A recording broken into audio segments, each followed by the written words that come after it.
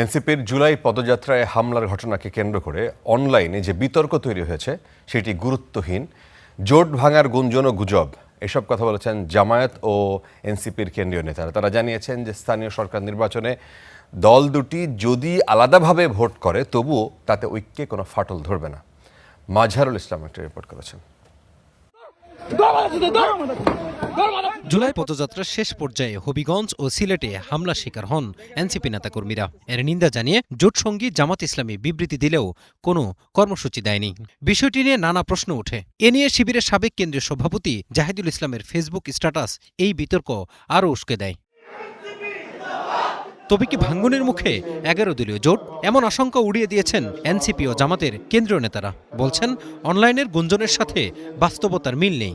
যে এ ধরনের কিছু উদ্দেশ্য প্রণোদিত ভিত্তিহীন মিথ্যা নিউজ হচ্ছে, এগুলোর সাথে আমাদের কোনো সম্পর্ক নাই। এ ব্যাপারে কোনো যাতে কনফিউশন তৈরি না হয়। এখন দলের প্রধান যদি কথা বলেন, তাহলে ওই গণমাধ্যমগুলো নিয়ে কিন্তু আমাদের নতুন করে আবার প্রশ্ন তৈরি হলো, ওনারা এই ধরনের কোনো এজেন্ডা নিয়ে কাজ করছেন কিনা।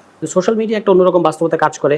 অনেকের রাজনীতিতে অপ্রাসঙ্গিক হয়ে যাওয়ার ভয় থাকে অনেকে, ফলে তারা মনে করে যে এই হামলা এগুলোর কারণে তো এনসিপিকে নিয়ে সবসময় কথা হচ্ছে, আমরা হারিয়ে যাচ্ছি, এই সমস্ত হীনমন্যতা থেকে অনেকে কথা বলে। কিন্তু আমি মনে করি যে দায়িত্বশীল জায়গা থেকে আমি এরকম কোনো সংকট দেখি নাই বা দূরত্ব দেখি নাই। আগামী অক্টোবরে হতে পারে স্থানীয় সরকার নির্বাচন।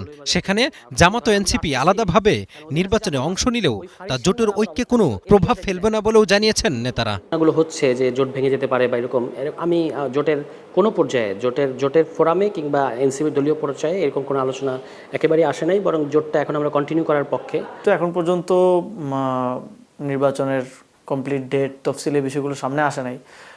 তো এখন পর্যন্ত কোনো জোট ব্যালেন্স করার মতো আলোচনা এখন পর্যন্ত হয় নাই। আমরা ওভারঅল এক্ষেত্রে যে বক্তব্যটা দিতে চাই সেটা হচ্ছে 11 দলীয় যে ঐক্যটা আছে, আমরা নির্বাচনী সমঝোতার পরে সংসদে একসাথে ভূমিকা রাখা, রাজপথে একসাথে ভূমিকা রাখার সিদ্ধান্ত নিয়ে কাজ করে যাচ্ছি।